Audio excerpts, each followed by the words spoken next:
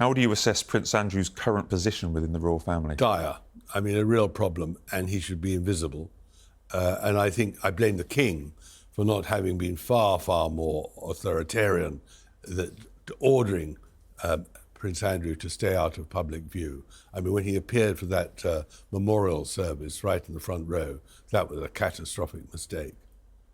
Well, again, they're family members, they're brothers, they have relationships, that we don't maybe understand. But in the end, the problem with Charles is that he doesn't have the very best staff around him who are absolutely determined to say sometimes no. Because Charles, as I showed in my book, always fires people who say no. He wants people who are yes men around him. And his staff should have said to Andrew, back of the queue. You're not going to stand in the front. Well, I may have said this before, but I was there and Andrew came bowling down the hill and we said, why is Andrew at the front? And they said, oh, he's actually at the back. Because the royal protocol is that the senior royals appear at the back. But it doesn't take a genius to, it's a terrible look. Well, he pushed himself to the front with a wife, ex-wife, who equally rather pushy.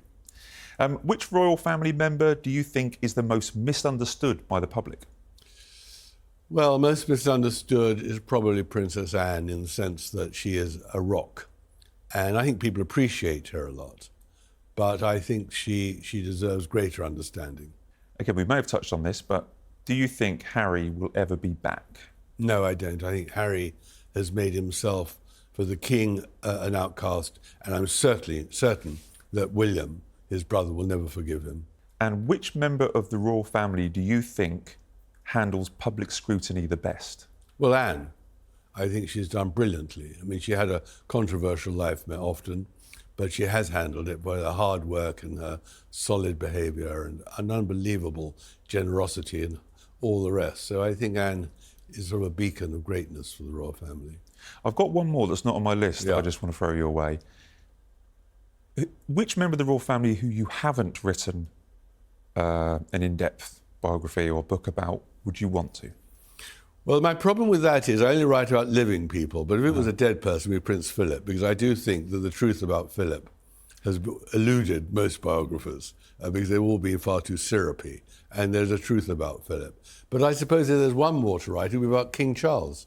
In 3 or 4 years' time, his reign, I mean, so far glowing and all the rest of it, but what has actually happened over the last years since he was crowned in the first 4 years will be fascinating, because he, in the end, has had to cope with huge problems, not least the changing of the prime ministers and governments and the mood of Britain. And I'll be interested to see how he manages that. What can we read into the fact that David Beckham, no longer friends with Harry and Meghan, has now aligned himself with the King? Is that the direction of travel for other superstars, not just superstars, but kind of world leaders or movers and shakers in the world? Is that where other people will start heading? Well, not start, they always have. I mean, to appear in a photograph with the King has always been a sort of a big plus sign. And of course, for Beckham, who is desperate always to get his knighthood and be part of the establishment, the photograph of him with the King was worth a lot. I mean, I wouldn't put it as much as friendship. I think there's a mutual interest in all this. I think the King will find Beckham not the greatest ally. He won't get him any money. But on the other hand, for Beckham, it looks good because he's standing next to the King. But then many people stand next to the King. So I don't think it's anything remarkable at all. Oh, well, they bonded over honey, apparently. Well, the newspapers say that. They can bond over honey. But, Charles by now and his officials know exactly the value of a photograph, and it didn't damage either of them. But it's not, in my view, it's a sensational development. But there is a kind of movement, this is what I'm getting at, of people either being snubbed by the Sussexes or moving away from the Sussexes. Oh, absolutely. There's no doubt at all that the Sussexes have alienated huge numbers of people, not only in Britain, especially in Britain, but also now in California. I mean, the whole point is that they suck. They suck from people. They want to be aligned with famous people to improve their own status. And they're finding more and more people moving away from them. Because in America, they're far, far more transactional than in Britain. What do I get by being next to Meghan and Harry? Well, right now, if you're an American, you get very little by being next to two people who are the subjects of so much criticism. Well, I think we discussed this the other week with on a previous show where I think it's Mary Tillman, the mother of the NFL and the war hero. Harry picked up the award where she called him a divisive and controversial figure. And I feel that phrase, along with effing grifters, are things that are currently associated to Harry and Meghan that are going to stick around. They are divisive figures. You know, they are controversial figures, and that's a problem that they will need to solve if they. Well, I don't think they can solve it. I mean, in the momentum, it's either up or down. If they disappear entirely from view, they lose credibility, lose value, lose worth. And if they're in public view, like the Tillman Award or other awards that she has received, or their ridiculous trip to New York when they were claimed to be chased by the paparazzi, they can only lose. And the trouble with the Sussex is they are losers now. They are people who don't have credibility. They are people in the end who suffer from being worthless. What do they contribute to society? That is their problem. And they're constantly seeking a role. But in my view, they're going to find it very, very difficult till I write the second volume called Downfall. But well, it's 3 years on now, or 4 years on now. I mean, do you think we've got over the Harry and Meghan show in the UK? Do you think we've moved on? No, because after that was the publication of Spare, Harry's biography, which peddled even more lies and more trouble, and was, of course, again, a worldwide bestseller, because until then, the world was fascinated that two royals could be so disloyal and treacherous. They'd never had that in their lifetimes before. I think there's a waning interest in them now. People are beginning to see the truth, which I exposed 2 years ago in my book Revenge. I mean, the truth about them is they are narcissistic and intent on self-glorification to profit from their notoriety.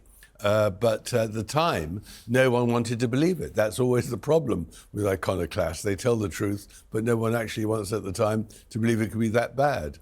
Well, people have heard what they've had to say. So the last 4 or 5 years, you know, through Spare, through Netflix, on Oprah, people have listened to what they have to say, and some, you know, a lot of people their popularity has gone down since they've told their story. We can talk a lot about the past, okay? We can talk a lot about the failures at the palace, or the problems or the mistakes that Harry and Meghan committed or deliberately inflicted on the royal family. Where do they go now? Where, in 4 or 5 years' time, if we're sitting down here talking about Harry and Meghan again, and Thomas Markle, and Harry and Meghan's relationship with the royal family, where are we going to be? What's the future for the Sussexes? Well, the future for the Sussexes, I think, is pretty grim. I think that they're on a permanent decline.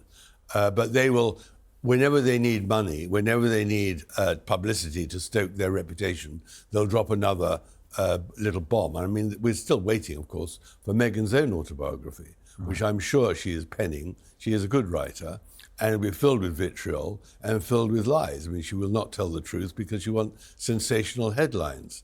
That is the ultimate weapon she can deploy. But I just think that the royal family at the moment here in London is a bit sad. I mean, the illnesses, of course, have undermined their attraction, undermined their visibility. And that, of course, what grieves me most is, of course, that pleases Meghan and Harry. They are the epitome of good health. And there's Charles and Camilla and, of course, Kate, all unwell. And that, of course, is a great tragedy for us. Well, they have been quiet. I mean, I don't remember Meghan saying anything for months and months and months, possibly last year, maybe. I mean, she's been incredibly quiet. Can we give them some kind of credit here? Have they reined in their attacks because they understand that the King and Princess of Wales are seriously unwell? No, I don't think so at all. I think that she's allowed Harry to make the running. I mean, she is reserving herself for her autobiography. It's much better for her to be seen as the silent princess or duchess, the silent weapon in reserve. I mean, Harry, after all, has said some pretty unfortunate things when he came across and didn't see his father on his way to Nigeria. But Nigeria said it all. The visit to Nigeria, you didn't need words from Meghan to say what it was all about. It was about, we are the royal family in a Commonwealth country, the most important probably in Africa. And that said it all. It was a brilliant coup. Put the British royal family, our royal family, into a very, very difficult position, intentionally so. And that unfortunate occurrence is, again, the palace should never have agreed. They should have lobbied the Nigerians not to allow the Sussexes to come because, of course, they were upstaged in a vitally important Commonwealth country.